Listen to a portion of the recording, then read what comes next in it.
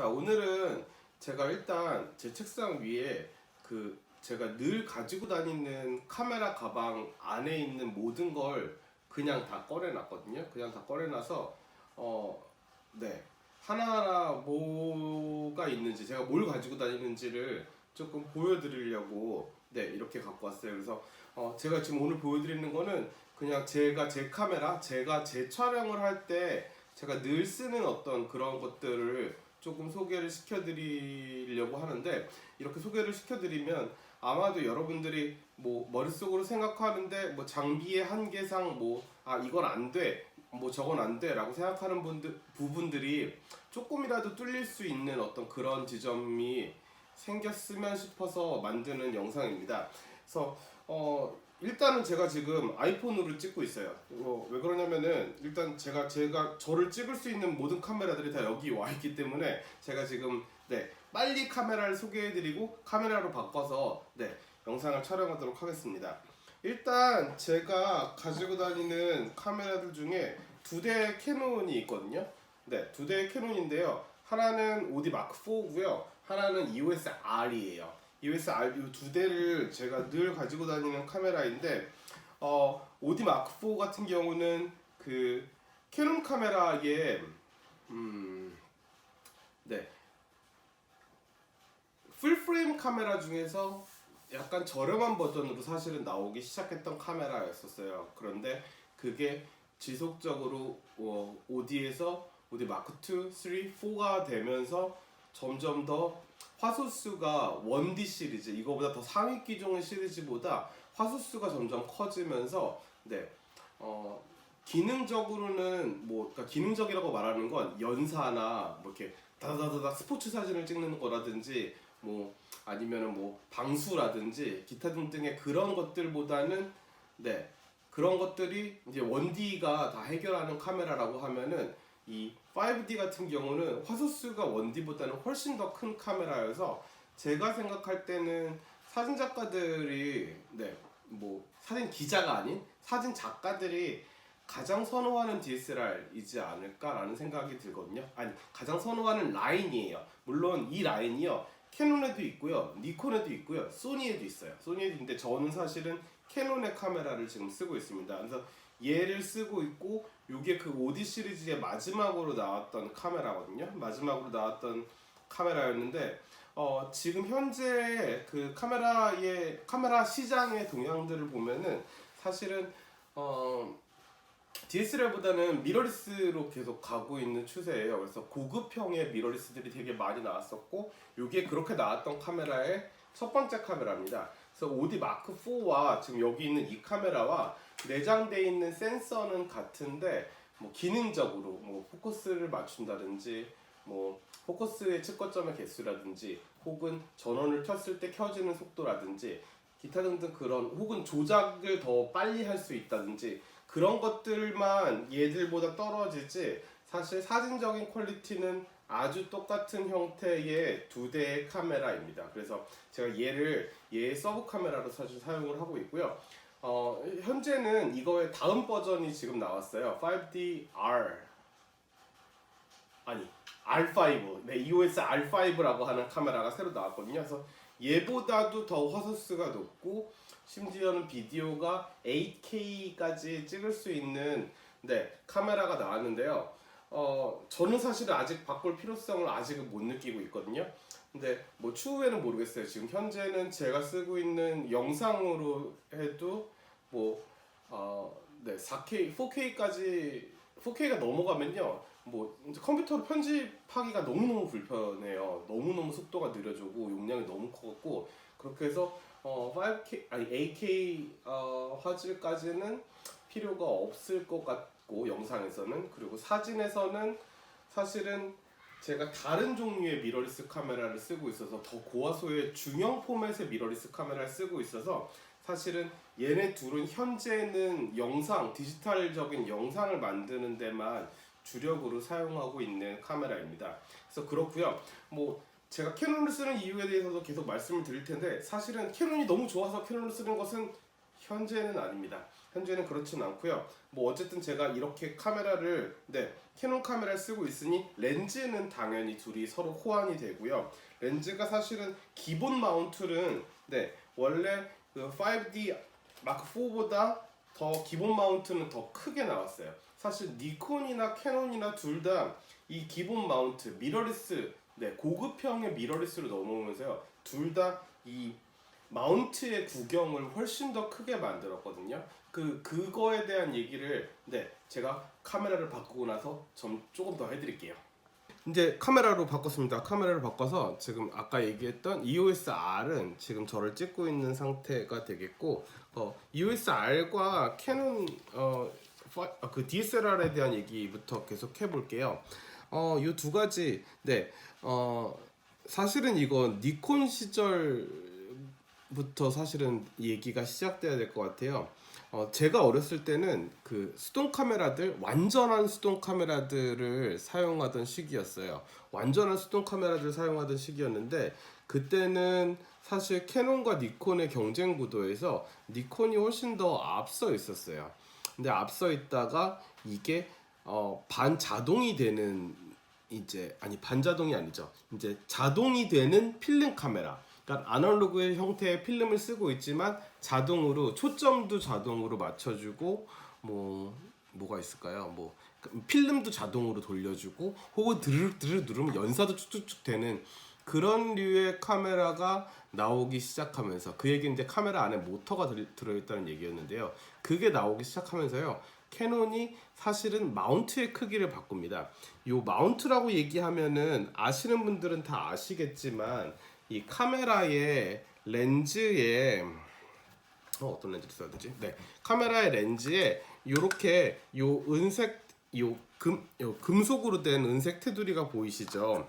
요 테두리가 보이실 텐데 요게 요 금속 부분이 카메라의 바디와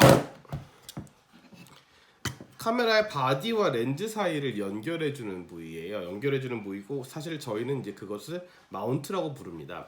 근데 이 마운트의 크기, 사실 마운트의 크기는 카메라를 체결해주는 데는 아무런 영향이 없지만요. 사실은 마운트의 크기 때문에 우리가 렌즈가 커질 수 있는 캐파를 결정을 할 수 있었던 거예요. 그래서 그 과거에는 니콘, 그러니까 우리 수동 카메라를 쓸 때는 사실 마운트가 다 작았거든요.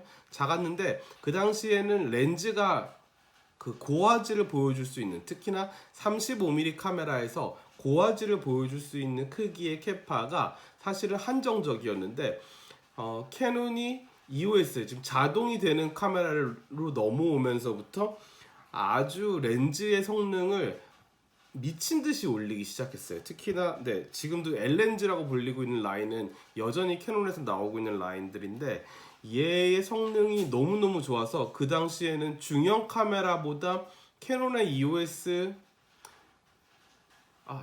EOS5가 훨씬 더 특히 사실 EOS5를 얘기한 건 아니었고요. EOS5랑 같이 쓰는 그 당시 2870L 렌즈가 해상도가 더 좋다는 평을 받기도 했을 정도였었거든요. 근데 니콘은요, 사실은 그 전에 이미 시장에서 캐논보다 훨씬 우위를 점유하고 있었고, 사실은 요게 니콘도 사실은 그 우위를 점유할 때까지의 히스토리가 과거에 2차 대전 때부터 시작이 되지만요. 사실은 이제 그 얘기까지는 하지 않을게요. 근데 어쨌든 간에 니콘보다 캐논이 더 밑에 있다가 마운트의 크기를 늘리면서 훨씬 더 좋은 렌즈를 많이 개발하기 시작했고, 그러면서 니콘과의 경쟁 구도에서 캐논이 우위를 차지하게 됩니다. 근데 어쨌든 간에 다시 미러리스로 넘어오면서요. 그 당시에 니콘이 마운트를 바꾸지 않은 이유는요. 그 전에 너무 좋은 수동 렌즈들이 많았던 거예요. 그래서 자기네가 쓰는 자동 카메라에도 그 과거의 수동 렌즈들을 쓰게 만들고 싶었던 거죠. 그래서 그게 본인들의 시장을 유지할 거라고 생각을 했었는데, 그렇지가 사실은 않았던 거예요. 그리고 이제 니콘은 이 마운트 부위가 작은 태생적인 한계 때문에 더 좋은 렌즈를 더 싼 가격에 만들기가 너무너무 어려워진 거죠. 그래서 그런 시간들을 지나와서 현재 캐논과 니콘의 위치들이 잡혀 있었고, 그래서 저희가 지금 제가 그 EOS5가 나오던 시절에 이제 사진을 시작했거든요. 그러니까 완전 수동 카메라에서 자동이 되는 이런 DSLR의 형태로 바뀌기 시작할 무렵이었어요. 그래서 그 무렵이었어 갖고 저희는 사실은 그 당시에는 선택이 바로 캐논일 수밖에 없었던 거죠. 그래서 저는 그런 관성으로 계속 쓰다 보니까 뭐 이런저런 장비들도 전부 다 캐논이 됐고, 캐논끼리 호환되는 것 때문에 여지껏 캐논을 쓰고 있는 거지, 현재도 캐논을 너무 사랑해서 캐논을 쓰고 있는 것 사실은 아닙니다. 그래서 여러분들이 자주 저한테 그걸 물어봐요. 과연 어떤 카메라를 사야 되는지에 대한, 뭐 카메라를 추천할 만한 카메라가 없는지에 대한 문의를 굉장히 많이 하시는데, 네, 잘 모르겠습니다. 사실은 잘 모르겠는 것보다, 네, 모든 카메라들이 사실 지금 다 좋아요. 그래서 아까 방금 얘기했던 니콘도 미러리스로 넘어오면서 그 태생적인 한계를 극복하기 위해서 다시 마운트를 바꿨고요. 캐논 역시도 다시 조금 더 큰 마운트로 지금, 네, 미러리스는 좀 더 큰 마운트로 바꿨거든요. 근데 어쨌든 저는 지금 캐논에, 네, 그 좀 더 큰 마운트에서 이 과거에 DSLR에서 쓰던 마운트로 변환할 수 있는 변환 어댑터를 달아가지고 사실 사용하고 있습니다. 왜냐면 뭐 그럼에도 불구하고 AF 성능은 전혀 떨어지지 않는다는 생각이 들거든요. 모르겠어요. 사실 뭐 약간 떨어지겠지만 제가 체감할 수 있는 정도는 아니에요.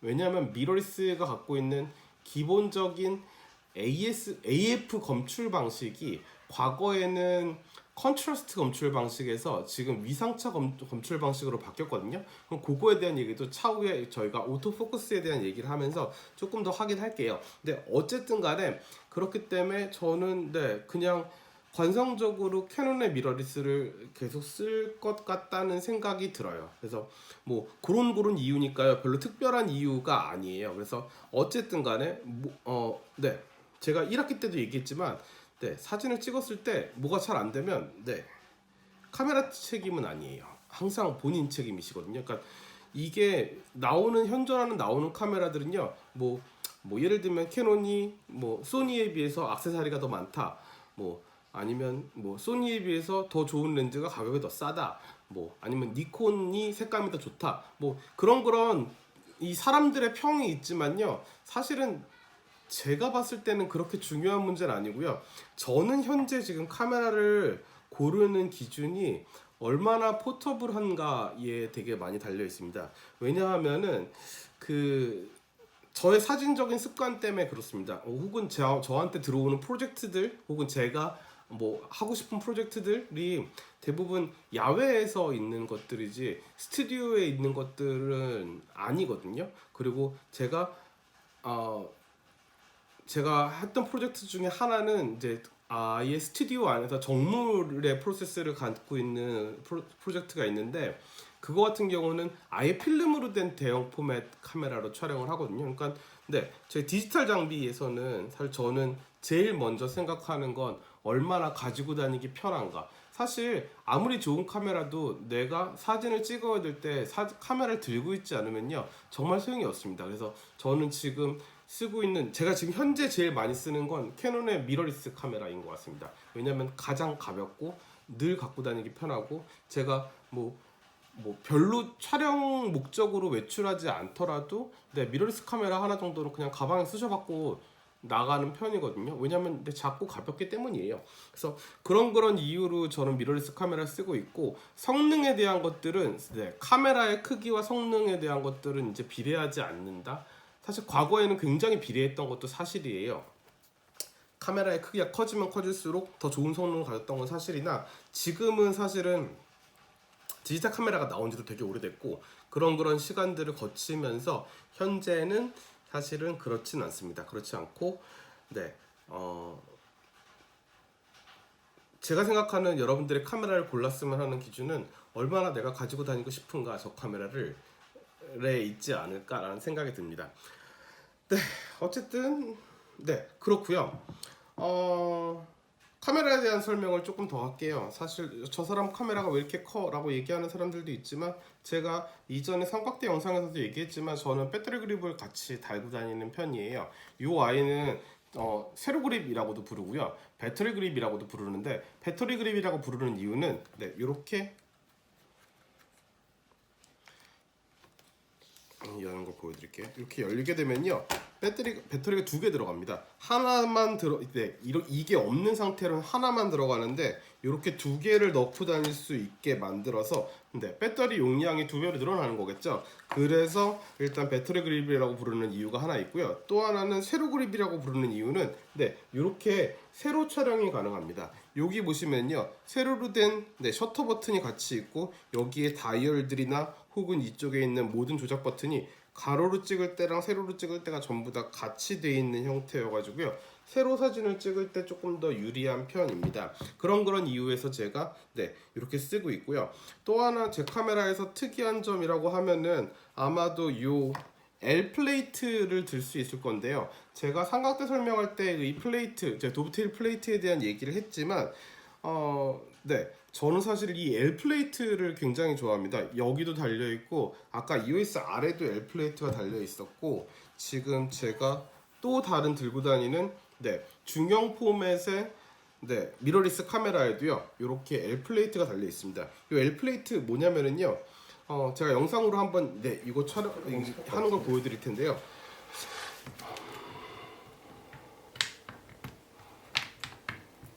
제 L 플레이트에는 플레이트가 양쪽에 이렇게 달려 있습니다. 이렇게 L 형태로 달려 있다고 해서 L 플레이트고요.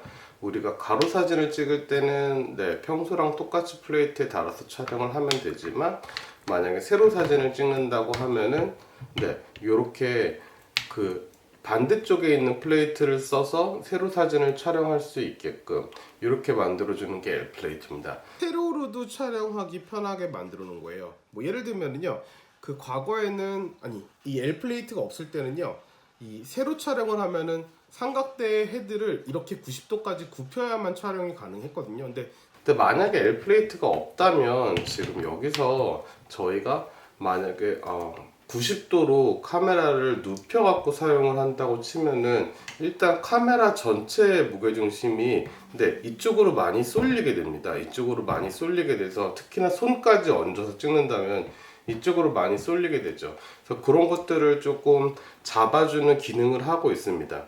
하지만 L 플레이트가 없다고 해도 물론 그 L 플레이트가 있을 때보다는 세로 사진을 찍을 때 덜 안정적이지만, L 플레이트가 없다고 해도 만약에 손을 대지 않고 셀프 타이머 등 혹은 릴리즈 등을 통해서 촬영을 한다면 크게 문제는 없겠죠. 그래서 본인의 촬영 습관이나 촬영 태도에 대해서 많이 바뀌고 있습니다. 저는 사실 이걸 세운 채로 여기서 빼서 이렇게 삼각대에 결속하기만 하면은 세로 촬영이 가능하기 때문에 이 L 플레이트를 사용하고 있습니다. L 플레이트를 사용할 때 장점은 방금 말씀드린 그런 거지만, 사실 단점도 같이 존재합니다. 단점은 뭐냐면요, 사실 이 L 플레이트가 금속으로 된 상당히 무거운 형태여가지고요, 들고 다니기가 조금 무겁습니다. 무거운 게 있으나 뭐 그럼에도 불구하고 제가 엄청 걸어다니면서 사진 찍는 스타일은 아니거든요. 그래서 저한테는 사실은 L 플레이트가 괜찮은 것 같습니다. 그래서 여러분도 뭐 그런 거에 대해서 참고하시고, 요런 부품이 있다 정도 생각하시면 될 것 같아요. 그 L 플레이트에 대한 것 얘기를 하고 있으니까, 그 사실 과거에는 좋은 제품들이 전부 다 유럽에서 왔어요. 독일, 뭐 이탈리아, 뭐 대부분의 것들이 독일에서 왔거든요. 근데 우리가 뭐 잘 알고 있는 라이카 카메라도 마찬가지고, 좋은 것들은 대부분 독일에서 왔었는데, 특히나 사진 장비에서 최근에 중국의 그 카메라 회사들이 발군의 발전을 하고 있습니다. 그래서 최근에는 이런 것들을 조금 다 싸게도 구입을 할 수 있는 루트가 굉장히 많아지고, 그런 제품도 굉장히 많아져서 저는 L 플레이트 만약에 필요하시다고 하면은 쓰는 거 조금 권하는 편이기는 해요. 뭐 그렇다고 해서 꼭 사라는 얘기는 아닙니다. 어쨌든 그런 얘기는 절대 아니지만, 만약에 필요하시면 이런 제품이 존재한다까지 생각하시면 될 것 같아요.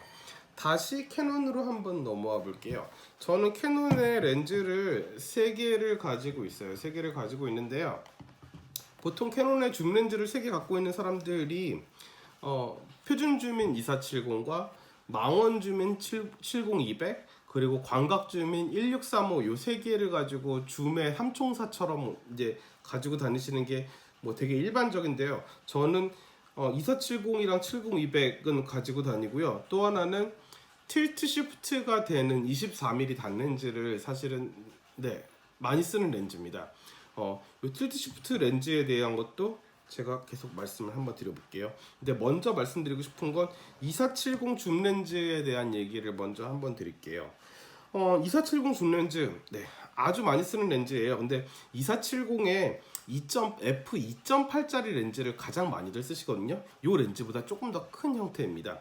2.8 조리개까지 열 수 있는 카메라이기 때문에 걔들을 가장 많이 쓰죠. 가장 많이 쓰는 이유가 아마도 아웃포커싱을 굉장히 많이 시킬 수 있고, 물론 1.4보다는 많이 시킬 수 없지만 어쨌든 줌 렌즈 치고는 굉장히 아웃포커싱을 많이 낼 수 있고, 또한 2.8 조리개니까 셔터 스피드도 되게 많이 확보를 할 수 있겠죠. 기타 등등 그런 이유들로 제일 많이 쓰는데요. 저는 F4짜리를 2470을 쓰고 있습니다. 제가 F4짜리 2470을 쓸 때 사람들이 되게 많이 물어보거든요. 특히나 카메라를 잘 아는 사람들은 왜 F4짜리 2470을 쓰느냐에 대해서 되게 많이 물어보는데, 저는 사실은 2.8보다 F4짜리가 훨씬 더 좋은 것 같아요. 저한테는 왜 좋으냐면은 일단 간이 마이크로 기능이 있습니다. 간이 마이크로 기능이 이렇게 있어가지고 마이크로 구간, 아주 근접 촬영을 간혹 할 수 있는데 그거를 할 때 굉장히 유용하게 촬영을 할 수가 있고, 그리고 또 하나는 그 스티블레이저 IS 기능이라고 하는데 뭐라고 하죠? 손떨방이라고 많이 하더라고요. 그래서 요 손떨림 방지 기능이 달려 있는 카메라여서 만에 하나라도 내가 들고 사진을 찍어야 될 때 조금 더 효과적일 거라. 그리고 가장 큰 이유는요, 2.8보다 작아서 제가 이제 배터리 그립이랑 L 플레이트까지 갖고 다니는데 얘까지 2.8을 들고 다니면 정말 손목이 떨어질 것 같습니다. 그래서 그런 이유들로 F4짜리 2470 렌즈를 쓰고 있고요. 그래서 이렇게 후드랑 같이 이렇게 해서 쓰고 있습니다.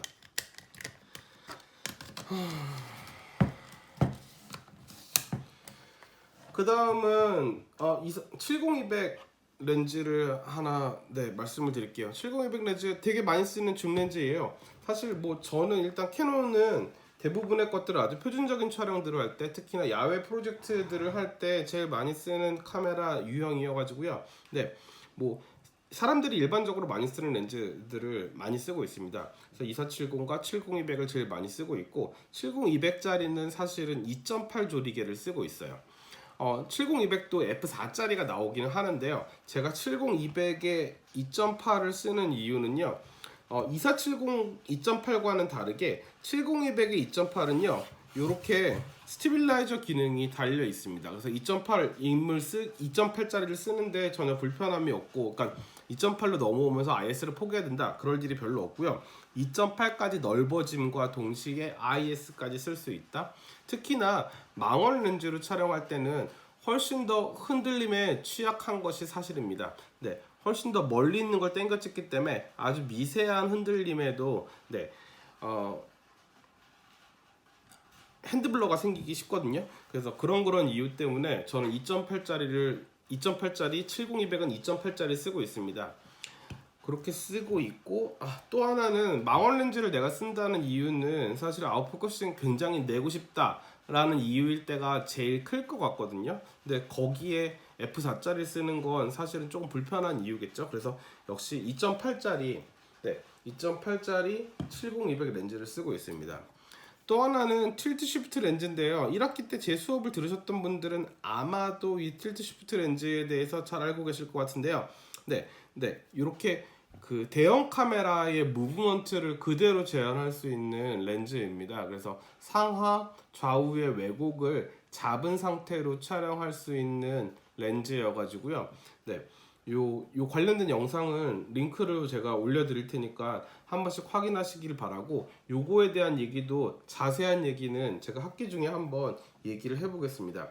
이 렌즈가 꼭 필요하다는 얘기가 아니고 사실은 이 렌즈로 하는 이 퍼포먼스, 이 렌즈로 하는 어떤 기능적인 문제 이런 것들을 통해서 사실 우리가 후반 작업을 어떻게 해야 되는지를 굉장히 많이 알 수 있거든요. 근데 제가 후반 작업으로 커버할 수 있음에도 불구하고 이걸 쓰는 거는요, 촬영할 당시에 갖고 있던 화소에 대한 부분을 포기하고 싶지 않아서예요. 근데 그 부분에 대한 것들도 제가 후반 작업에 대한 얘기를 하면서 이 렌즈에 대한 얘기를 같이 하면서 그렇게 말씀드리도록 하겠습니다. 캐논 얘기를 하니까 캐논 얘기를 마저 계속 하는 게 좋을 것 같아요. 이 아이는 뭐냐면은요, 요렇게 생긴 아이입니다. 이렇게 생긴 아이여서 요거 많이 보던 모양 아닌가요? 네, 요렇게 생긴 아이입니다. 캐논의 건전지와 아주 똑같이 생긴 이런 형태의 지금 전원 공급 장치예요. 그래서 아주 오랜 시간 동안 영상 촬영이나 혹은 가장 많이 쓸 때는 아마 아주 오랜 시간 동안 타임랩스를 촬영할 때 저는 사실 쓰려고 얘를 구입을 했었거든요. 그래서 지금도 되게 잘 쓰고 있는데, 네, 이 아이는 이렇게 전원을 통해서 뭐 예를 들면요, 아주 오랜 시간 촬영을 하고 있으면은 촬영하는 중간에 배터리가 나갈 수 있잖아요. 근데 거기서 카메라가 흔들리지 않는 상태로 배터리를 교체하는 건 거의 불가능한 일입니다. 그래서 전원을 아예 얘를요, 그 카메라의 배터리 대신 얘를 넣는 거예요. 얘를 넣고 전선이 나올 수 있는 구멍이 있습니다. 그래서 얘를 가지고 전원을 계속 공급하면서 오랜 시간 동안 촬영을 하기에 유용한 아이입니다. 네. 어떤 소니의 일부 카메라들은 이런 게 필요 없이 지금 USB-C로 전원을 계속 그 항시 전원을 공급할 수 있는 뭐 그런 카메라 기종들도 있기 때문에요. 근데 이 아이가 모든 브랜드의 카메라에 필요한 아이들은 아닙니다. 캐논은 최근 어떻게 됐는지 모르겠지만 어쨌든 저는 있기 때문에 그냥 얘를 쓰고 있습니다. 근데 뭐 굉장히 그럴 일이 많을 때는 유용한 아이고요. 또 하나는 스피드라이트를 보여드려야 될 것 같아요. 캐논의 스피드라이트인데요, 저는 사실은 큰 종류의 스피드라이트를 쓰지 않고요, 조금 작은 종류의 스피드라이트를 쓰고 있습니다. 저는 430EX2, 그러니까 조금 오래된 버전의 스트로보를 쓰고 있는데요, 사실 스트로보는 제가 생각할 때 빛이 더 세지는 거 빼고는 그렇게 많은 발전이 최근 한 5, 6년 동안은 없는 것 같아요. 그래서 저는 새로 사야 되는 어떤 그런 필요성을 잘 못 느끼고 있기 때문에 얘를 계속 쓰고 있고, 야외 촬영을 할 때 이 스트로보를 쓰는 이유는 저는 사실은 야간보다도 낮에 야외 촬영을 할 때 이걸 굉장히 많이 씁니다. 얘를 쓰게 되면은요, 제가 이전에도 한번 말씀을 드렸겠지만 얘가 터지는 시간이 보통 3000분의 1초, 그래서 셔터 스피드를 굉장히 빠른 것처럼 유지시켜주는 역할을 할 수 있는 거, 그리고 가끔은 약간 인공적인 조명을 통해서 그 자연광의 부족한 점을 채워줄 수 있는 거, 그런 이유로 저는 얘를 굉장히 많이 쓰고요. 스트로보 사용에 대한 것도 제가 뭐 따로 수업을 하나 만들 거예요. 그래서 그렇게 알고 계시면 될 것 같고, 요게 또 좀 재밌는 아이인데요. 그 이름이 뭐였지? 중국산인데요. 제가 이게 가격이 얼마냐면요, 3만원이에요. 30불에 제가 구입을 했어요. 월마트, 미국에 갔다가 월마트에서 구입을 했고요. 월마트에서 3만원짜리로 나왔는데 3만원짜리가 이렇게 움직이기도 하고요. 심지어는 광량도 굉장히 좋습니다. 광량도 굉장히 좋아서 제가 사실은 스트로보에 처음 입문하시는 분들에게 굉장히 추천드리는 사실 상품이거든요. 왜냐면 너무 싼데 너무너무 좋아요. 그래서 제가 이거 굉장히 추천드리고, 물론 어떤 분들은 조금 스트로보를 굉장히 많이 쓰시는 분들은 아마 이거보다 좀 더 나은 스트로보를 사용하셔야 되겠지만요, 저는 사실은 굉장히 많은 부분에서 이 스트로보를 아주 만족하면서 쓰고 있습니다. 때로는 캐논 거보다 더 많이 쓸 때도 있거든요. 그래서 그거에 대한 것도 차차 말씀드리도록 할게요. 근데 어쨌든 얘는요, 저는 얘와 같이 동조해서 쓸 때 제일 많이 씁니다. 얘가 터질 때 얘를 슬레이브, 네, 노예라는 말인데요. 이 슬레이브를 걸어서 얘와 얘가 동시에 동조되게 터지게 해서 사용을 하는 것들을 굉장히 많이 쓰고 있습니다. 어쨌든 그렇고요. 네, 스피드라이트 같은 경우는 보통 배터리가 4개 들어가는 스피드라이트인 경우가 거의 대다수고요. 물론 그 캐논의 일부 제품에서는 아주 광량을 더 크게 만들기 위해서 배터리팩이라고 해서 여기다가 와이어를 달아서 추가로 뭐 12개 정도의 배터리가 들어갈 수 있게 만드는 어떤 그런 팩도 존재하긴 하는데요. 제가 그거를 언제 쓰냐면은 제가 대학 시절에 결혼식 돌잔치 아르바이트를 굉장히 많이 했습니다. 그거를 할 때는 그 배터리 이 팩을 썼었는데요. 뭐 지금은 사실은 그렇게 미친 듯이 사진 찍을 일이 많지가 않아서 최근에는 애진작에 팔아버린 것 같아요. 어쨌든 그런 제품이 존재한다는 거 제가 밑에 조그맣게 그 상품에 대해서는 한번 소개를 드릴게요. 그리고 그 다음에 많이 쓰는 요거 먼저 해야 될 것 같아요. 요거는요 그 릴리즈예요. 릴리즈인데 여러분들 릴리즈 뭔지 아시나요? 네, 이렇게 그 카메라의 유선 리모컨 같은 아이예요. 그래서 카메라의 다른 기능들은 아니고요. 셔터만 대신 눌러줄 수 있는 기능이거든요. 얘를 어떻게 사용을 하냐면요. 이렇게 해서 보통은 이렇게 해서 앞에 릴리즈를 꼽는 구멍에 이렇게 꽂아주시고 얘를 누르게 되면 셔터가 작동하거든요. 한번 작동을 시켜볼까요? 이렇게, 보통 얘를요 이렇게 누르게 되면요 사진이 이렇게 찍히는 역할을 합니다. 저는 이 2개의 릴리즈가 있는데요. 뭐 2개를 사실은 다 필요해서 구입을 하는 건 아니었고요. 초창기에는 제가 처음에 캐논 카메라를 쓸 때 썼던 릴리즈예요. 근데 2005년도, 2004년도 뭐 그때쯤에 산 릴리즈거든요. 근데 그때랑 지금이랑 요 단자 모양이 계속 변하지 않아서 계속 쓰고 있는 거고, 그때 당시에는 제가 누르는 기능만 필요했어요. 얘를 쓰는 이유는 뭐 때문이냐면요, 우리가 사진을 찍을 때 이 셔터를 누르면 삼각대에 달아 놓는다 하더라도 미세한 카메라의 흔들림이 생깁니다. 그래서 카메라에 손을 대지 않고 촬영할 수 있는 방식이라고 해서 이렇게 릴리즈를 썼었는데요. 요 릴리즈는요 이렇게 해서 걸어 놓으면은 비셔터를 사용할 때 이 계속적으로 셔터가 열려 있게 만들기도 하고요. 뭐 기타 등등 여러 가지 기능이 있는데, 그 당시에는 사실은 타임랩스 촬영 같은 걸 하지 않았어서 사실 타임랩스를 할 수 없었어요. 왜냐하면은요 그 당시에는 필름으로 촬영을 했기 때문에 타임랩스 촬영을 하는 것 자체가 무리였습니다. 근데 디지털로 넘어오면서 타임랩스 촬영이 가능해지면서 요렇게 타임랩스 설정이 가능한 릴리즈를 제가 구입해서 쓰고 있는데요. 아주 최근에 카메라를 쓰고 계시는 분들은 아마 본인의 카메라에 타임랩스 기능이 있는지 없는지를 먼저 확인하셔야 됩니다. 만약에 본인의 카메라에 타임랩스 기능이 있다고 하면은요, 이 아이는 필요가 없는 아이예요.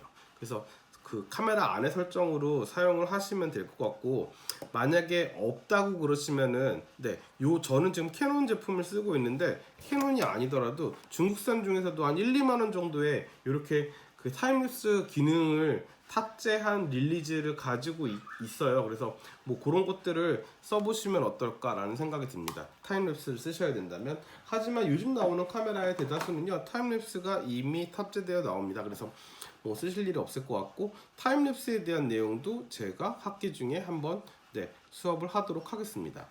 그렇고 그 다음에는 이제 노출계가 필요할 것 같네요. 노출계 이렇게 된 이것도 아주 옛날 노출계인데요. 아직까지도 잘 쓰고 있습니다. 이렇게 노출계를 쓰시면은요, 저희가 이 카메라를 통해서 안에 들어있는 노출계는요 사실은 반사식 노출계이기 때문에 정확한 노출을 잡기가 굉장히 힘듭니다. 그래서 지금 내가 촬영하고자 하는 공간에 정확한 빛의 양을 재기 위해서 네, 이렇게 노출계를 쓰고 있습니다. 그래서 이 노출계에 대한 내용도 아마도 이 노출계에 대한 내용은 조명 얘기할 때 아마도 얘기할 것 같아요. 그래서 그렇게 알고 계시면 될 것 같고, 외장용 노출계에 대한 얘기를 했고, 그 다음에는 네, 뭐 요런 아이, 네, 사실은 뭐 저희 수업에는 크게 상관이 없는 아이인데요. 뭐 마이크, 외장용 마이크예요. 마이크고 뭐 데드캣이 달려 있는 외장용 마이크인데요. 네, 뭐 이건 중요한 얘기 아니니까 제가 차후에 혹시라도 시간이 남으면 DSLR로 영상 찍는 거에 대한 얘기를 뭐 한 주 정도까지는 한번 만들어 볼게요. 네, 이제 다음에는요, 뭐 이런 것들에 대한 설명이에요. 이런 것들은 뭐 크게 막 중요한 건 아니지만요, 이렇게 L 플레이트 옆에다가 체결을 할 수 있게끔 되어 있어요. 되어 있어서 이렇게 체결을 하고 나면은요, 네, 여기서 이제 와이어들을 연결해가지고 지금 저희가 뭐 전선들이 꼬이지 않게 전선들을 잡아주는 기능 이런 것들을 하는, 네, 사실 뭐 그렇게 크게 중요한 것들은 아닙니다. 그래서 그렇고 네, 그 다음에는 필터에 대한 얘기 할 건데, 필터에 대한 얘기, 필터 제가 갖고 다니는 필터들이요, 뭐 한 3-4개 정도 됩니다. 3-4개 정도 되는데 요거는 뭐냐, 네, 요거는 ND 10배짜리 ND거든요. 그러니까 그 스탑수를 10스탑 정도를 다운 시켜주는 그런 ND예요. 그래서 우리가 촬영하는 것보다, 촬영을 해야 되는 셔터 스피드보다 10스탑 더 어둡게 나오는 거의 까만 ND거든요. 그래서 10스탑 정도 더 어두워서 셔터 스피드를 늘려주는 기능을 갖고 있어요. 그래서 그런 필터고요. 뭐 요것도 마찬가지로 네, ND인데 요거는 가변 ND입니다. 가변 ND여갖고 여러 가지 ND를 같이 포개서 해놓은 건데, 사실 화질 면에서는 이렇게 하나짜리 ND에 비해서는요 훨씬 화질이 떨어지는 편이에요. 그래서 네, 잘 쓰지는 않지만 요게 너무 어둡다 싶을 때 사용하는 ND입니다. ND 필터에 대한 것들은 저희가 장노출에 대한 얘기를 다시 한번 할 때 조금 얘기를 해보면 좋을 것 같고요. 그리고 그 다음에는 지금 여기서 보여주는 네, PL 필터거든요. 이거는 불필요한 반사들을 막아주는 종류의 필터인데 아마도 ND 얘기할 때 같이 얘기하면 좋을 것 같아요. 그리고 또 하나는 크루스 8, 그 스타 8짜리 그 8개짜리 금으로 갈라지는 건데, 요건 아마 지난 학기에 제가 수업에 넣었는데 그 정도면 충분하지 않을까 싶어요. 그리고 요거는 업링 다운링인데요. 요거 이렇게 생긴 거예요. 그래서 요 나사선이 양쪽에 다 달려 있습니다. 그래서 내가 사용하고자 하는 필터가 내 렌즈보다 더 클 때, 그러니까 좀 더 작은 구경의 렌즈에다가 큰 필터를 적용해야 될 때 사용하는 건데요. 특히나 ND 필터나 PL 필터 같은 경우는 가격이 조금 있어요. 그래서 뭐 렌즈마다 다 맞는, 렌즈마다 구멍이 다 규격이 되게 다른데, 특히나 앞에 요 구경이 굉장히 다른데요. 얘 같은 경우는 77mm이고요. 뭐 얘 같은 경우는 82mm예요. 훨씬 더 구멍이 얘보다는 더 넓죠. 더 넓고, 아이고, 더 넓고, 얘 같은 경우는 요거보다 작아요. 제 기억에는 67mm였던 것 같은데, 네, 67mm짜리 구경이거든요. 얘보다 또 작죠. 그래가지고 네, 필터를 살 때 저는 거의 77mm 필터를 많이 사거든요. 77mm 필터를 많이 사서요. 왜 그러냐면요, 77mm 렌즈가 이 구경인 렌즈가 제일 많기도 하고요.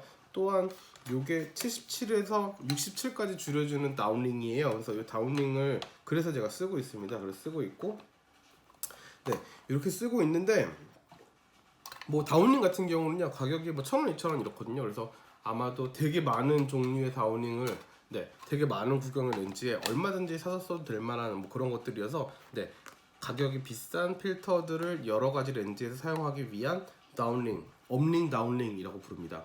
그래서 그렇고, 네, 요거 같은 경우는 네, 뽁뽁이 카메라 렌즈 등의 먼지를 청소할 때 쓰는 네, 뽁뽁이 에어블로우 에어블로우라고 부르는 아이예요. 그래서 네, 먼지 털어줄 때 쓰시는 거 뭐 요거는 굳이 설명 안 해줘도 다 아실 것 같고, 사실 조금 많이 써주시면 좋을 것 같아요. 그 조리개를 되게 많이 조이고 촬영하는 촬영들에는요, 렌즈 위에 있는 먼지가 사진에 나오기도 합니다.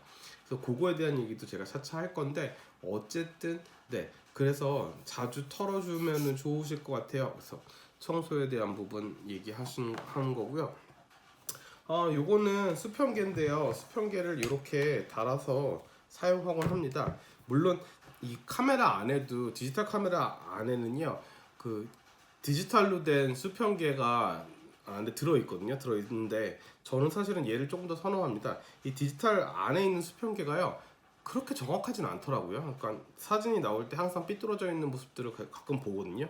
그래서 네, 좀 더 정확한 레벨링이 필요할 때 이렇게 혹은 이렇게 해서 달아서 쓰시면 됩니다. 근데 네, 요거는 사실 제가 뭔가 중국산을 잘 쓰지 않는 그런 거거든요. 그러니까 얘가 수평이 정확하게 잘 맞는 거. 그러니까 이게 사실은 여기서 딱 보고선 내가 수평을 딱 맞춰서 찍었는데, 그럼에도 불구하고 수평이 틀어지면 사실 수평을 맞추는데 의미가 진짜 전혀 없잖아요. 그래서 아주 정확한 수평을 잘 맞출 수 있는 제품들을 사시는 게 중요하고, 저는 사실은 네, 얘를 한 세네 번째 샀을 때 얘가 정확하게 맞는 애를 찾았거든요. 그래갖고 얘를 진짜 잃어버리면 안 될 정도로 굉장히 소중하게 사용하고 있는 물건입니다.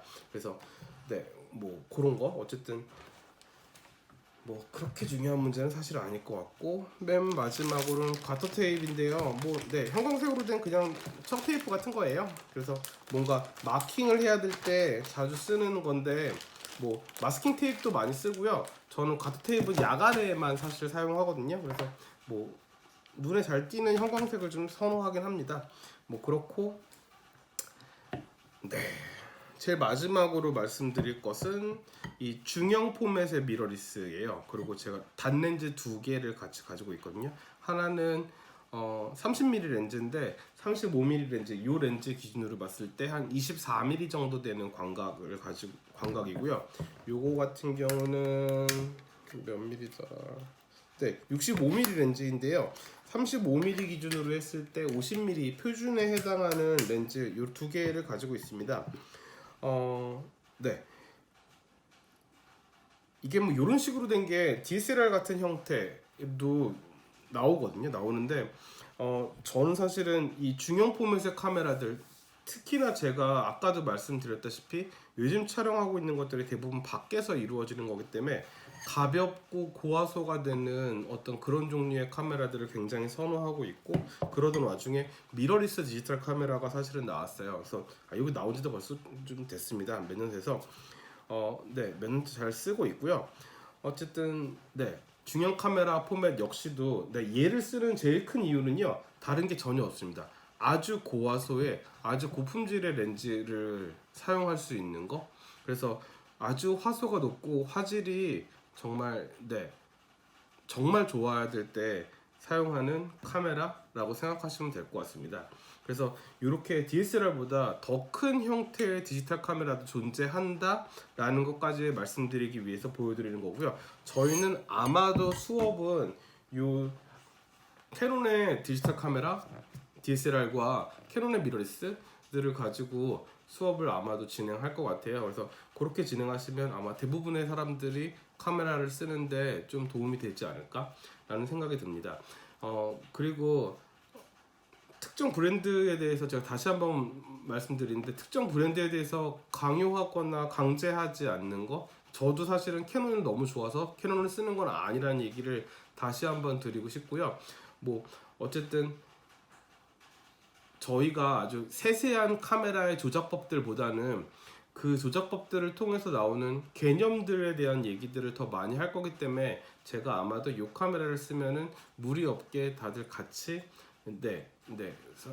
사진 수업을 하시는데 뭐 그냥 별 문제가 없으시지 않을까라는 생각이 듭니다. 오늘 제 가방에 대한 얘기는 여기까지만 하겠습니다. 수고하셨습니다.